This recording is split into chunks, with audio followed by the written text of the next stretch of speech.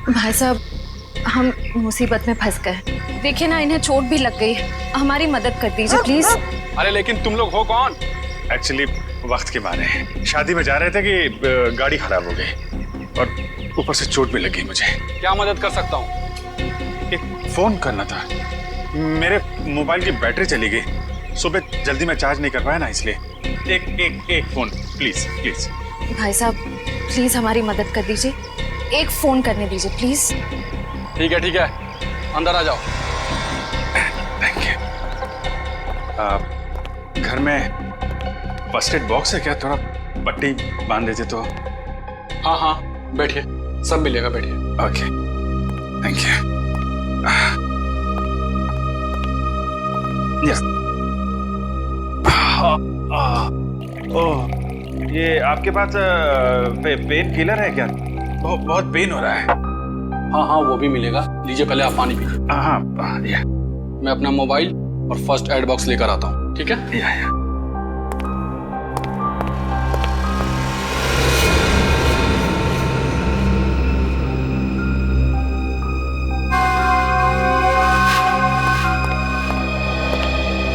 सही टाइम हो गया है।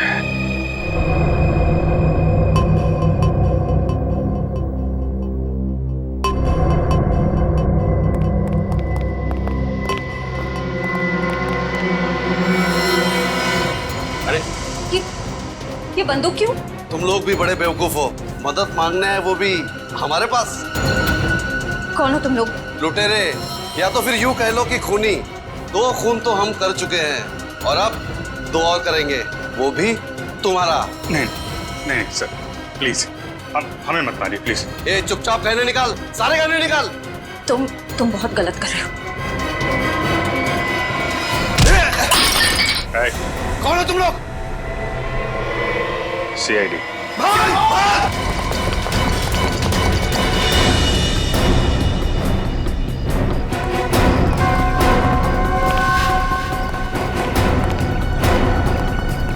CID के सामने से भागना इतना आसान नहीं, वो भी 2 खून कर। माफ कर दीजिए साहब, हमें साहब प्लीज साहब माफ कर दीजिए। माफी के लायक तुमने काम ही नहीं किया है जो तुम्हें माफ कर दिया जाए। तुम तीनों के खिलाफ बहुत सारे सबूत है हमारे पास। लक्षिता और इंद्राणी का खून किया तुम लोगों ने। चलो, टाइम पूरा हो गया तुम्हारा, निकलो।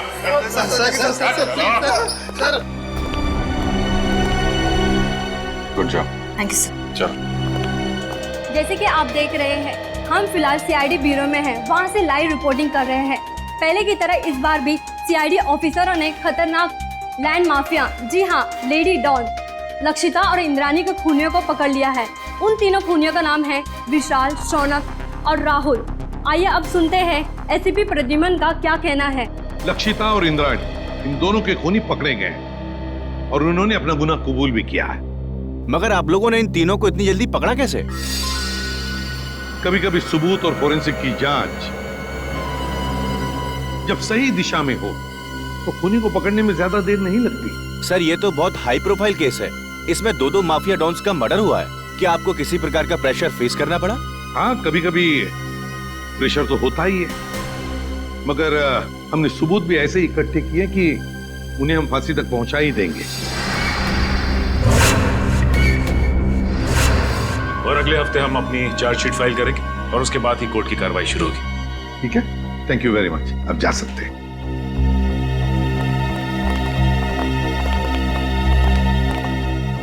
क्या हुआ दे? चुप क्यों? क्या परेशानी है? सर, पता नहीं क्यों मेरा दिल नहीं मानता कि ये तीनों खूनी हैं। क्या? क्यों? सर, फोरेंसिक रिपोर्ट और क्राइम सीन के इन्वेस्टिगेशन से तो यही साबित हुआ है कि खून उन तीनों ने ही किया है। तो सबसे बड़ी बात तो यह है सर कि उन तीनों ने अपना गुनाह कबूल कर लिया कि उन्होंने खून किए। दया सर, आपको कहीं ऐसा तो नहीं लगता ना कि हमने कहीं इन्वेस्टिगेशन में गलती की है या फिर कुछ नजरअंदाज किया हो? नहीं, वैसे तो हमारे इस डबल मर्डर की तहकीकात सही दिशा में जा रही है, हमेशा की तरह से। इस बार भी हमने सारे सबूत इकट्ठा कर लिए, पर पता नहीं क्यों मुझे कुछ सही नहीं लग रहा सर। जो दिख रहा है शायद वो है नहीं, और जो है वो दिख नहीं रहा। आसान के बोल। शादी कर रहा है? क्यों जा रहा है? क्या?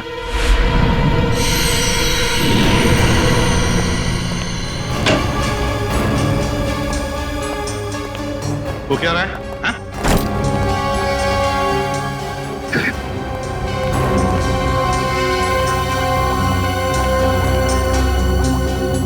अरे डॉक्टर साहब, आखिर बात क्या है?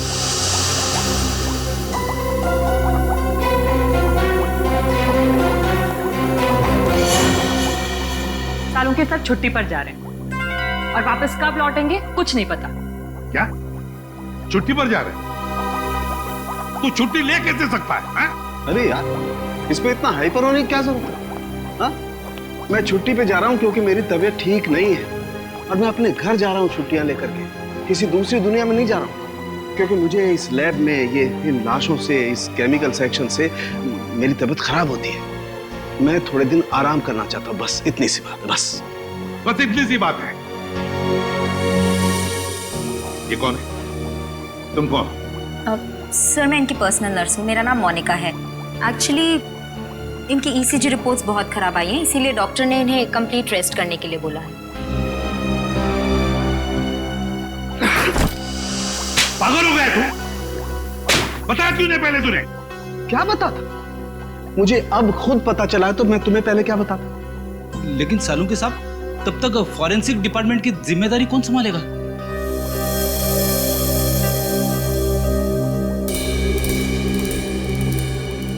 रेडी है, मुझे नहीं पता है। बॉस, किसी दूसरे फॉरेंसिक एक्सपर्ट को बुला लो। मैं कुछ दिन के लिए आराम करना चाहता हूं।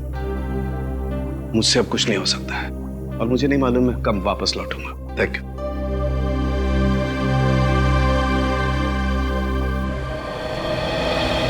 अच्छा हुआ आप लोग आ गए। बात क्या है तारिका? यहाँ पे क्यों बुलाया तुमने हमें? मुझे तुमसे जो बात कहनी है, पता नहीं उसका रिएक्शन क्या होगा, लेकिन बात कहना जरूरी है।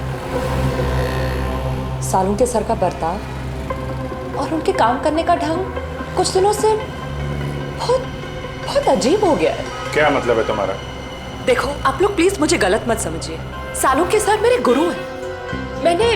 मैंने इतने साल उनके साथ काम किया है और कितना कुछ सीखा है उनके पास से। लेकिन इस केस की फोरेंसिक जांच उन्होंने ठीक से नहीं की। कितनी सारी बातों को उन्होंने अनदेखा किया है। कितनी सारी चीजों का तो अभी तक उन्होंने ढंग से टेस्ट भी नहीं किया है। तारिका, तुम समझ रही हो? तुम जो कह रही हो उसका क्या मतलब हो सकता है? तारिका, 16 साल से सालों के साथ हमारे साथ काम कर रहे हैं। वो सीआईडी को गुमराह क्यों करें? अगर तुम्हारा शक गलत निकला तो? अगर आप लोगों ने मुझे गलत साबित किया तो सबसे ज्यादा खुशी मुझे ही होगी। डॉक्टर, तारिका की बातें अभी भी दिमाग में घूम रही हैं। आज तक कभी सालों के साथ के लिए उसने कुछ नहीं कहा, लेकिन आज ये समझ में नहीं आ रहा है अब हमें क्या करना चाहिए। कभी लगता है कि डॉक्टर सालों के कभी ऐसा कर ही नहीं सकते, कभी लगता है कि मेरा शक सही था। कहीं ना कहीं इस केस में हमसे कुछ गलती हो रही है। ना एक्सपीरियंस आदमी है सालों के साहब, लेकिन फिर क्या करें? एसीपी साहब को बोलना है? नहीं अभिजीत, भले एसीपी साहब डॉक्टर सालुंके से झगड़ते हो, पर वो कभी नहीं मानेंगे कि ये फॉरेंसिक रिपोर्ट डॉक्टर साहब ने ठीक नहीं बनवाई। ये बात तो है।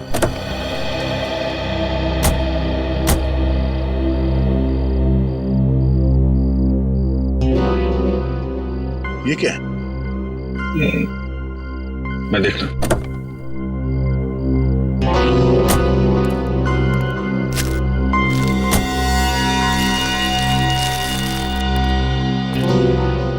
चॉकलेट पेपर जैसा लगता है।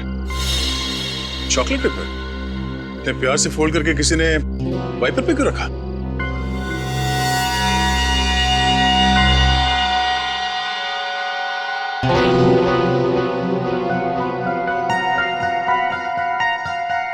कुछ लिखा हुआ है इसमें। कहीं कोई मैसेज तो नहीं? हो सकता है, पर क्या है पढ़ने में आ नहीं रहा। कर चले देख।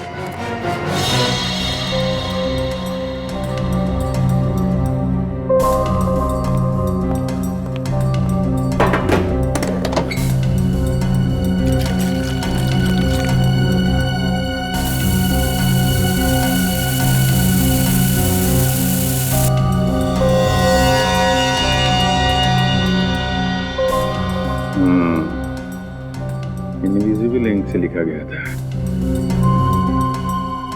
Hotel red central. Hotel red central? Lakshita और इंद्राणी की काम वाली सकूबाई ने भी होटल रेड सेंट्रल का ही नाम लिया था। लक्षिता मैडम और इंद्रानी मैडम 10 सितंबर को रेड सेंटर होटल में जाने वाले थे।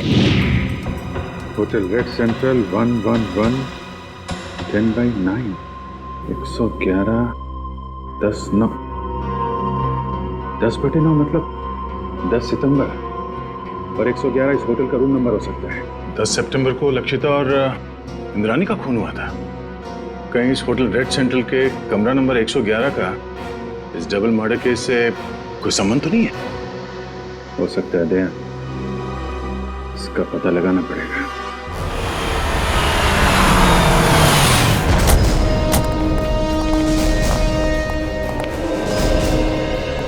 होटल मैनेजर कौन है? सर वो रहे। Yes sir. 10 सितंबर को कमरा नंबर 111 में कौन ठहरा हुआ था? कोई नहीं, वहाँ कोई गेस्ट नहीं रुका। देख, झूठ मत बोल, समझा? सर मैं झूठ नहीं बोल रहा हूँ, वो तो हमारा स्टाफ रूम है। स्टाफ? जी, वो हमारे असिस्टेंट मैनेजर अंगद को दिया गया है। Angad assistant manager? जरा इस अंगद को बुला। सर वो तो अभी यहाँ नहीं। उनकी डिटेल्स तो होंगी आपके पास? Yes sir. राइट।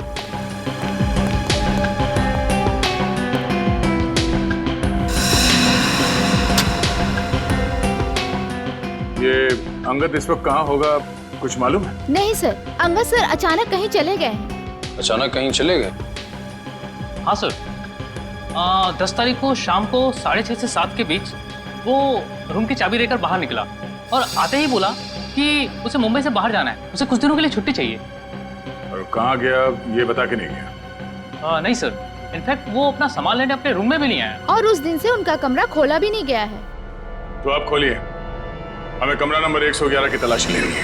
पूरी राहुल, विशाल और शौनक, इन तीनों के खिलाफ चार्जशीट फाइल करने से पहले सब कुछ अच्छी तरह से दोबारा चेक करो। फोरेंसिक रिपोर्ट, गवाहों के बयान और फिर उन तीनों की स्टेटमेंट भी, जिसमें उन्होंने कबूल किया कि ये खून उन्होंने किए। हाँ सर, मैंने सारे पेपर्स इकट्ठे कर लिए। देखा सर, वो सर दया का फोन आया था, थोड़ा लेट आ रहा है, कह रहा था कुछ जरूरी काम निपटाने उसे। अब इससे एक बात समझ में नहीं आ रही है, आज इतने सालों से हम लोग एक साथ काम कर रहे हैं, लेकिन किसी भी इन्वेस्टिगेशन में दो राय नहीं हुई। मगर इसी केस में, पर्टिकुलरली इसी केस में, पता नहीं क्यों दया को यकीन क्यों नहीं हो रहा। सर, उसे लग रहा है कि तहकीकात में कुछ कमी रह गई है सर। क्यों ऐसे लग रहा है? सब कुछ तो ठीक ठाक है, सब कुछ ठीक ठाक है, समझ में नहीं आ रहा है क्यों? सारे ठोस सबूत है उनके खिलाफ, ठोस सबूत है उनके खिलाफ।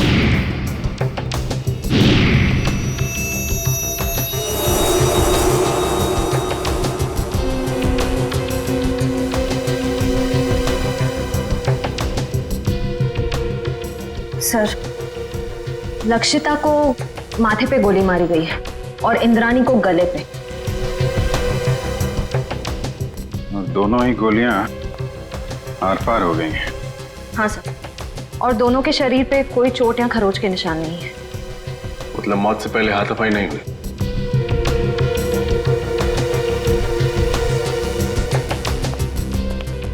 जब इन दोनों की मौत हुई तुम कहाँ थे? साहब, आगे नाके पे पान की दुकान है, मैं वही पान खाने गया था साहब। ड्यूटी छोड़कर पान की दुकान के चक्कर लगाते हो? सब मेरी गलती है साहब। मैं जब वापस लौटा तो देखा वो तीनों खूनी भाग रहे थे साहब। तुमने खूनियों को भागते हुए देखा? हाँ साहब, लक्षिता मैडम और इंद्रानी मैडम के दुश्मन थे साहब। उनके हाथ में बंदूक भी थी साहब। कौन है दुश्मन उनका? सर वो विशाल, शौनक और राहुल।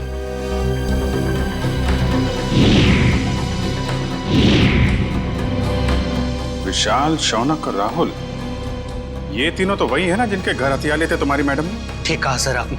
मैंने तो कई बार इंद्राणी मैडम और लक्षिता मैडम को कहा था कि प्लीज आप अपना पर्सनल बॉडीगार्ड रख लीजिए, लेकिन नहीं सर, अब प्रॉपर्टी के काम में दुश्मनी तो होगी सर। यहाँ घर में कोई और भी था इनके साथ? नहीं साहब, फार्म हाउस पे वो दोनों अकेली थी साहब। दिन फार्म हाउस पे काम करने वाली शक्कू भाई, वो भी नहीं आई थी साहब। सर,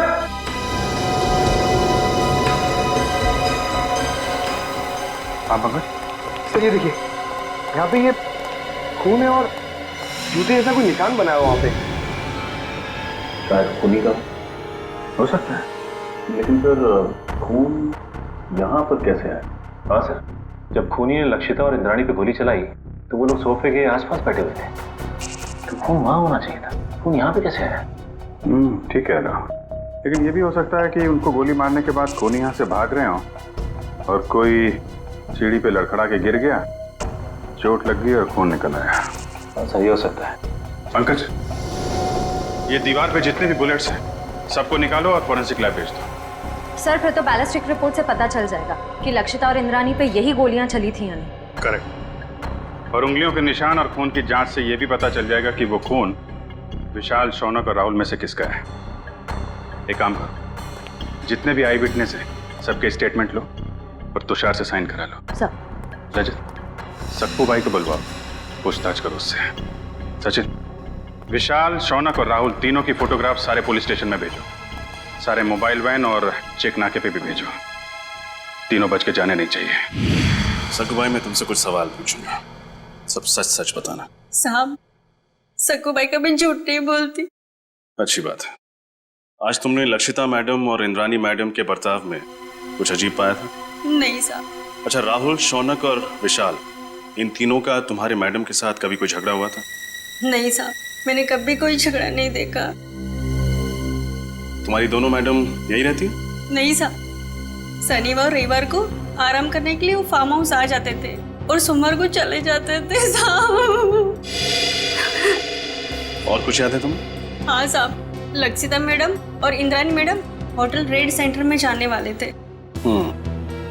तुम्हें अच्छी तरह याद है कि वो होटल रेड सेंट्रल ही जाने वाले थे? हाँ साहब, मुझे पक्का याद है ना, मैडम ने खाना बनाने के लिए मुझे मना किया था। और हाँ साहब, वो किसी के साथ डिनर करने को जाने वाले थे, लेकिन वो गए नहीं गए मुझे कुछ भी नहीं पता है साहब। मैं वहां से भी चली गई। Hotel red central. इतने सारे सबूत मिले अभिजीत, उंगलियों के निशान, फिर वो गोलियां भी जिससे खून हुआ है, और फिर गवाहों के बयान भी। वही तो सर, उन तीनों के पास इंद्राणी और लक्षिता को मारने का कारण भी था, क्योंकि उन्होंने उन तीनों को बेघर किया था। यहाँ तक कि वॉचमैन ने भी उन्हें खून करके भागते हुए देखा था। और साळुंखे साहब ने भी बताया है, उन्हीं की गोलियों से मौत हुई है लक्षिता और इंद्राणी की। साळुंखे की रिपोर्ट कभी गलत नहीं होती, कभी गलत नहीं होती। लेकिन इस केस की फोरेंसिक जांच उन्होंने ठीक से नहीं की। कितनी सारी बातों को उन्होंने अनदेखा किया है, कितनी सारी चीजों का तो अभी तक उन्होंने ढंग से टेस्ट भी नहीं किया। हाँ सर, साळुंखे साहब का काम तो एकदम पक्का होता ही है, पर पता नहीं क्यों अचानक उनकी तबीयत कैसे खराब हो गई। हाँ सर, साळुंखे सर जब क्राइम सीन पर आए थे वो तब से ही परेशान लग रहे थे, शायद तब से उनकी तबीयत खराब हो गई।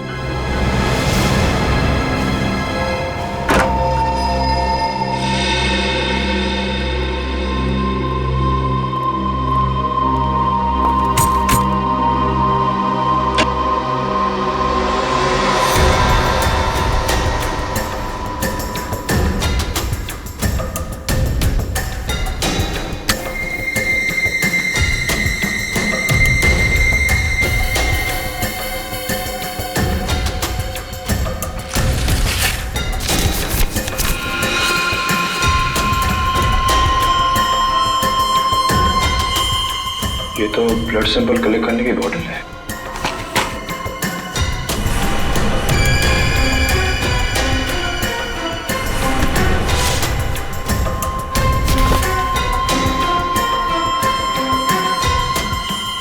तो किसी चीज की ड्राइंग की गई इस पेपर में।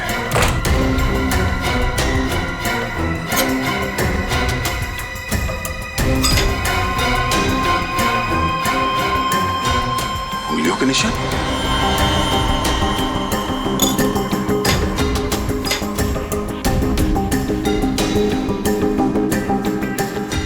ये RVS सर,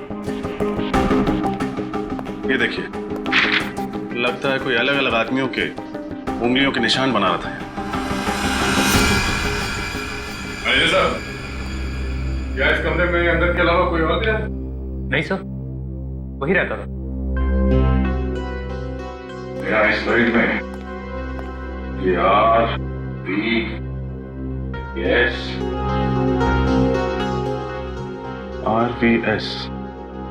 क्या हो सकता है सर? कहीं ये R से राहुल, S से शौनक और V से विशाल तो नहीं? सर लेकिन अंगद ने इन तीनों के फिंगरप्रिंट्स उठाए कहां से? पानी के ग्लास पर से या फिर टेबल के ऊपर से?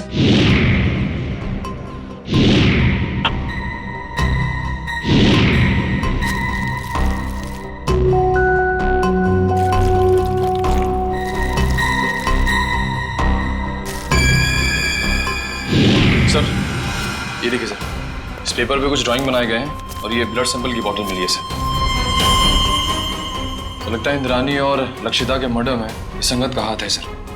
ये काम करो, ये सारे सबूत और ये ब्लड स्लाइड्स इसे डॉक्टर तारिका के पास भेज दो। हमें इस अंगद को जल्द से जल्द ढूंढना होगा। बहुत बड़ा हाथ है उसका इस केस में।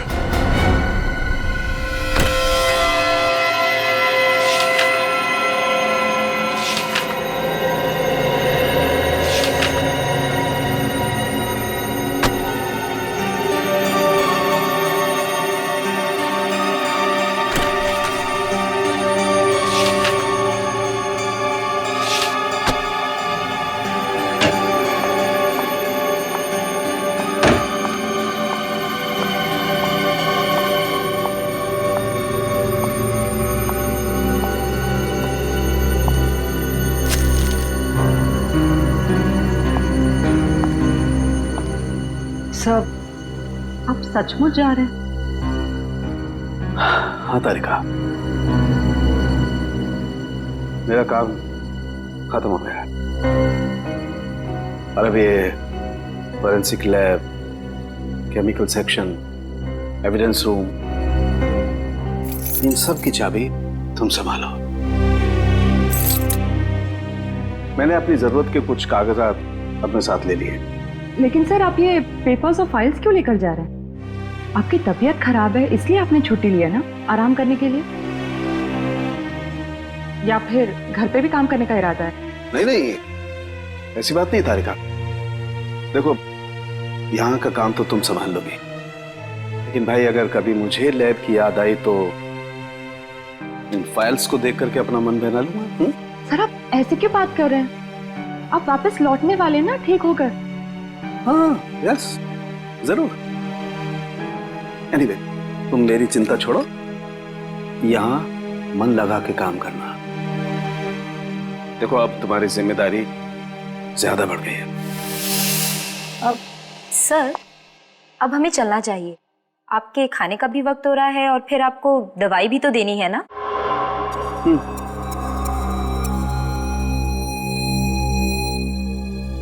ओके तारिका।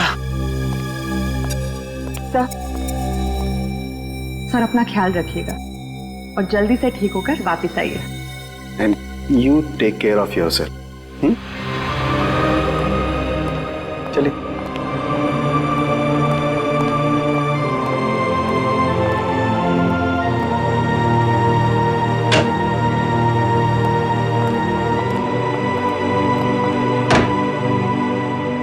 अंगद के कमरे से मिले सबूतों की जांच शुरू करनी पड़ेगी।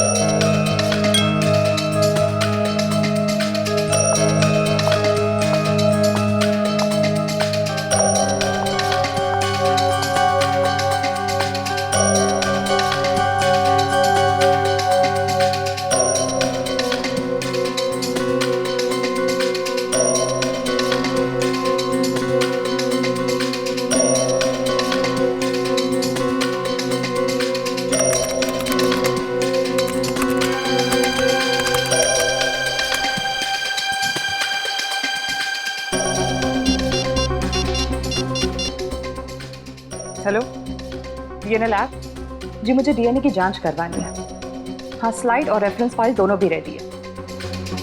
डॉक्टर सालुंखे एक्चुअली सालुंखे साथ छुट्टी पे है और उनके जगह जो नए हेड ऑफ द डिपार्टमेंट आने वाले हैं उन्हें ज्वाइन करने में थोड़ा टाइम है।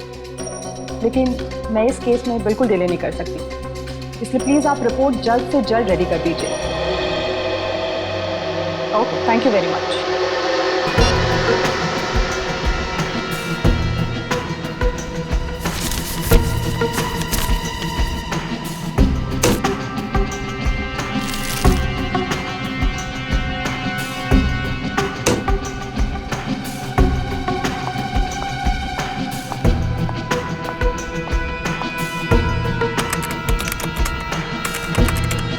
ओह गॉड, ये कैसे हो सकता है?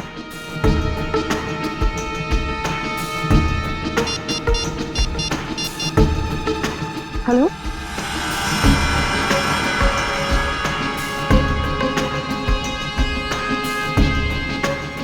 क्या आपको पूरा यकीन है कि वो खून उन्हीं का है? न जाने डॉक्टर तारिका को आप क्या पता चला है। जब उनका फोन आया था तो काफी परेशान लग रही थी। कोई तो बड़ी बात हो गई अभिजीत। मुझे लगता है लक्षिता और इंद्राणी के मर्डर केस को रीओपन करना चाहिए और नए सिरे से तहकीकात करनी चाहिए। हमारा शक सही निकला। फिंगरप्रिंट और डीएनए रिपोर्ट।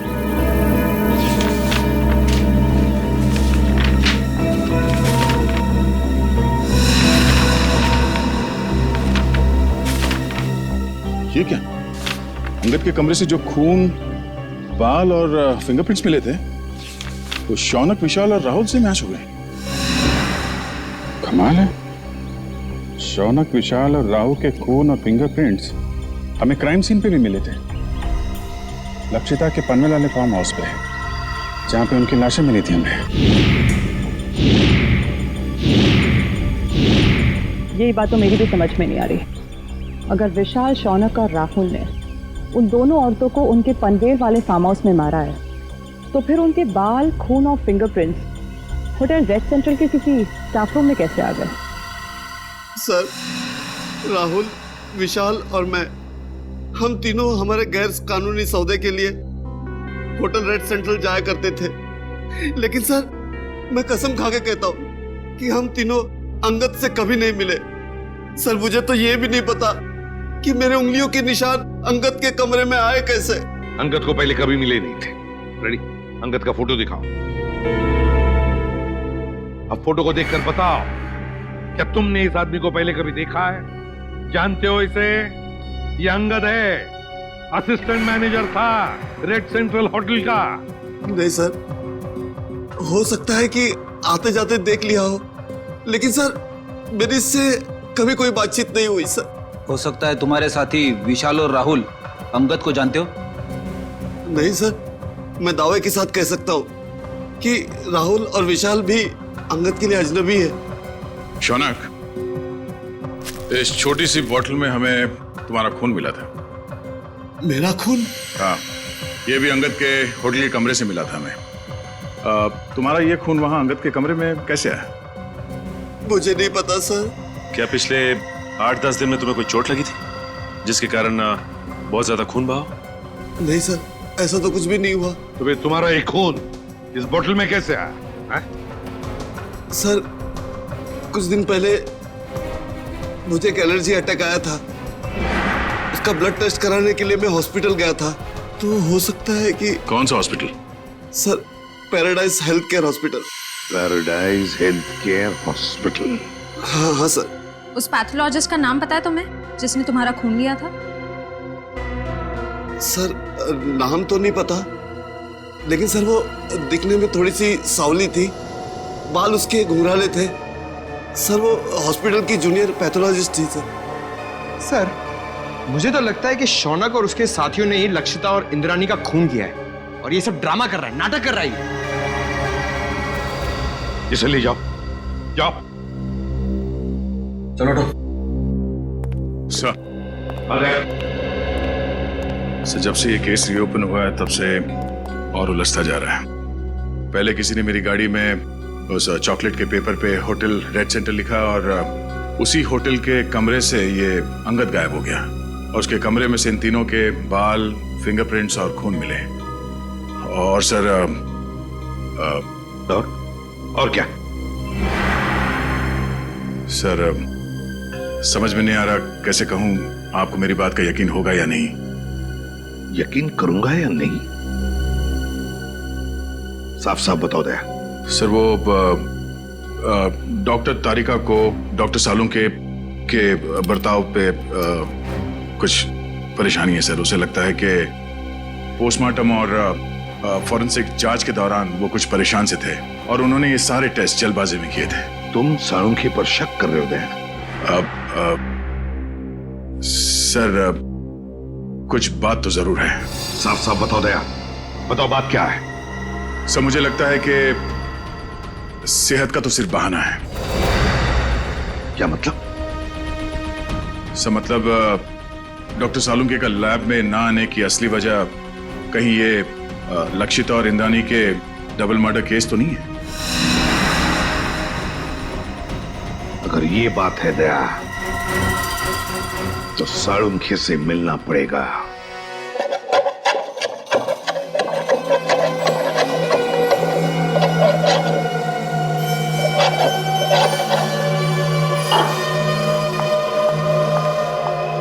खाना काम कर रहा हूं ना, देखने दे, रख दो, बाद में खाऊंगा। आप रुकिए, मैं देखती हूँ।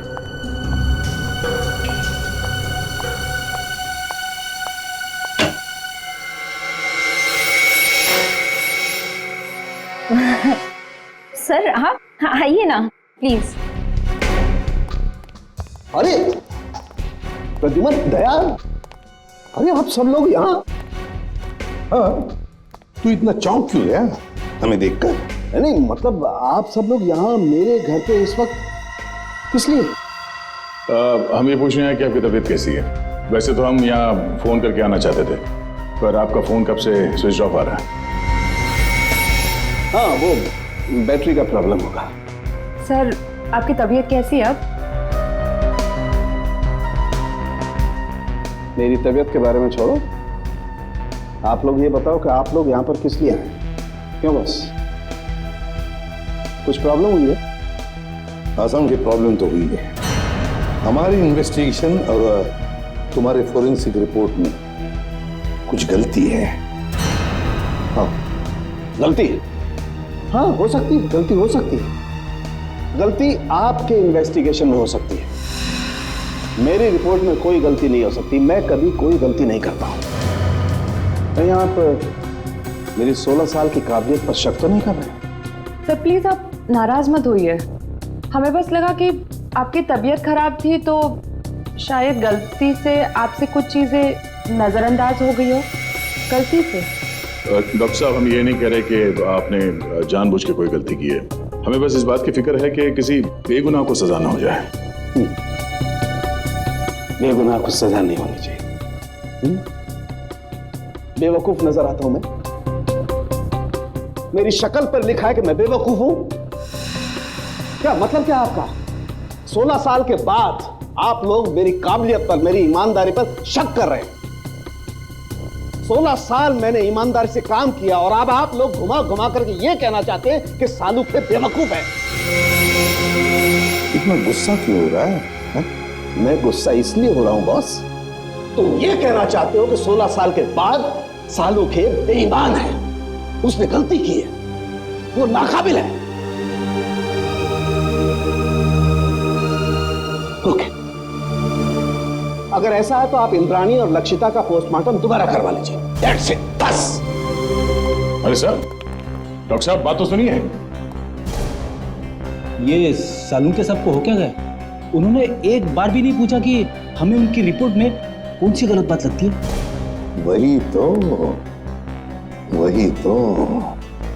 एक बार भी सालुंखे ने नहीं पूछा कि रिपोर्ट में गलती क्या है।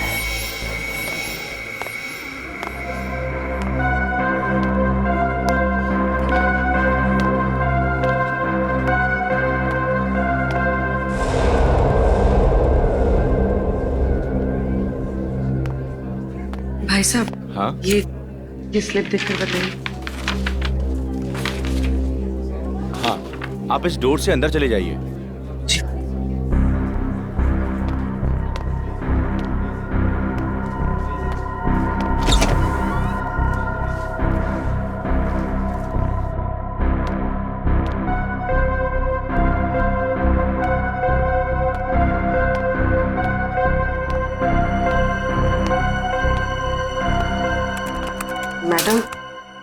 ये आप उस कुर्सी पे बैठ जाइए। ठीक है।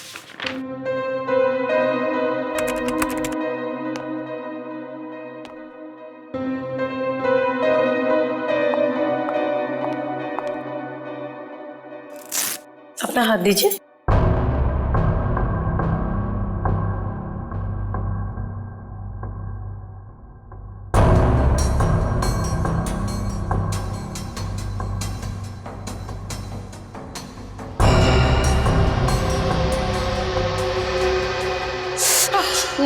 मुझे बहुत डर लग रहा है।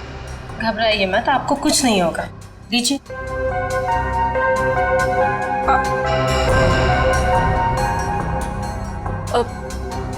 मेरा एक दोस्त है, मुझे उसकी ब्लड रिपोर्ट पिकअप करनी है, तो मुझे उसकी रिपोर्ट मिलेगी?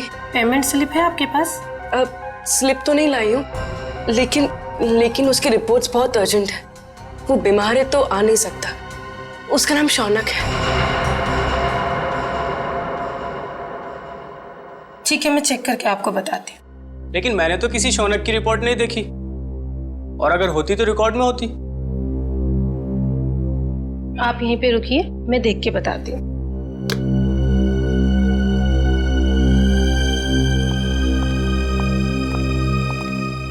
एक्सक्यूज मी, आप एक एक करके आइए। ये मेरे साथ है। आपके साथ है तो आप इन्हें कहिए कि बाहर इंतजार करें। सीआईडी किसी का इंतजार नहीं करती। सीआईडी? शौनक की रिपोर्ट कहाँ है? जल्दी बताओ। मुझे नहीं पता, मैं सच कह रही हूँ, मुझे कुछ भी नहीं पता। क्या किया तुमने शौनक के ब्लड सैंपल के साथ? मैं सच कह रही हूँ, मुझे कुछ नहीं पता इस बारे में। कुछ नहीं पता? कुछ नहीं पता? हाँ? मुझे कुछ नहीं पता सर, मुझे कुछ नहीं पता। मैं सच कह रही हूँ, मुझे कुछ नहीं पता। हमें पता है। ये रहा वो ब्लड सैंपल। जब तुमने शौनक का ब्लड टेस्ट किया ही नहीं, तो उसकी रिपोर्ट कहां से बनती? अब बताओ, किसके कहने पे किया है तुमने ये सब? नाम बताओगी या एक और थप्पड़ खाना है? नहीं, अंगद नाम है उसका। अंगद? हाँ, वो मेरे कॉलेज का फ्रेंड है। उसी ने मुझे ये सब करने के लिए कहा था। ये अंगद है कहाँ? मुझे कुछ नहीं पता, मैं सच कह रही हूँ, मुझे कुछ नहीं पता। अंगद ने तुम्हें बताया था कि उसे शौनक का खून किस लिए चाहिए? नहीं, लेकिन मैंने उसे फोन पे बात करते हुए सुना था। वो किसी से कह रहा था कि गाड़ी मोड़ वाली बेकरी के पास ले आओ।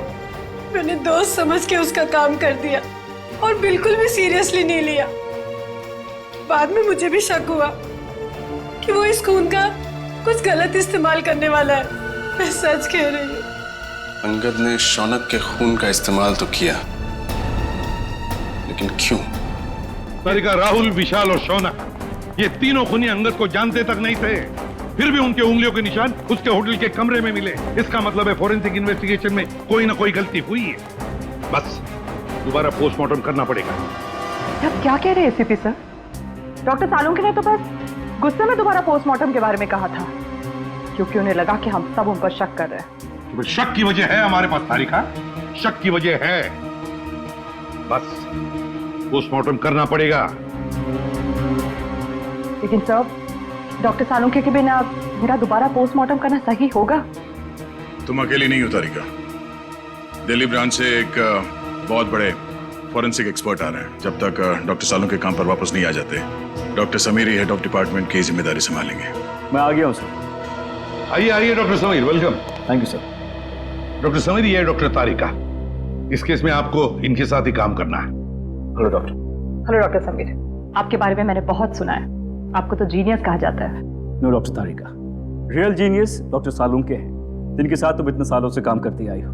ये तो मेरी खुशनसीबी है कि उनकी जगह मैं यहाँ कुछ दिन काम करूंगा। Sir, I am little confused. मेरी समझ में नहीं आ रहा है कि ये दोबारा पोस्टमार्टम की जरूरत क्यों? डॉक्टर समीर, ये फैसला क्यों किया, यह आपको पोस्टमार्टम करने पर ही पता चलेगा। ठीक है सर, फिर मैं अपना काम आज से ही शुरू करता हूँ प्लीज। बिकॉज दोबारा पोस्टमार्टम करना ज्यादा मुश्किल है, ज्यादा वक्त लगता है उसमें। Thank you sir, nice meeting you. Can we doctor? Sir, Angad के कमरे में से हमें जो फटे हुए कागज के टुकड़े मिले थे, उन टुकड़ों को मैंने जोड़ दिया है। ये देखिए। ये तो एक कमरे का नक्शा है। कमरे के बीचों बीच एक सोफा है। लगता है सोफे पे 2 लोग बैठे हैं और सामने टीवी देख रहे हैं। डिजाइन से तो वही लिविंग रूम लगता है जहाँ से हमें इंद्रानी और लक्षिता की लाशें मिली थी। हाँ सर, जिस वक्त उनकी मौत हुई थी उस वक्त कमरे में टीवी चल रहा था। सर, सोफे पे जो 2 लोग बैठे, मुझे तो लगता है ये इंद्रानी और लक्षिता है। सर मगर लक्षिता के घर के लिविंग रूम का नक्शा अंगद के घर में क्या कर रहा है?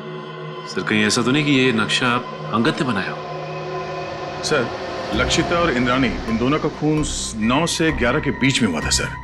और ये अंगद होटल के कमरे से 7 बजे निकल गया था। वही तो दया, इस अंगद को कैसे पता चला 7 बजे से पहले कि 9 और 11 बजे के बीच लक्षिता और इंद्राणी टीवी देखने वाले? और फिर इस कमरे का नक्शा वो भी अंगद के पास कैसे? लक्षिता के घर के कमरे का नक्शा। कुछ ना कुछ तो गड़बड़ जरूर है दया, कुछ ना कुछ तो गड़बड़ है।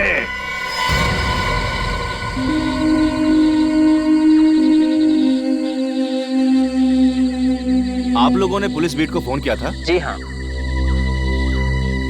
क्या हुआ यहाँ पे? हम लोग यहाँ से जा रहे थे तो इस कार को इस हालत में देखा तो आपको फोन किया। आगे की सीट में एक आदमी है, शायद मर गया है।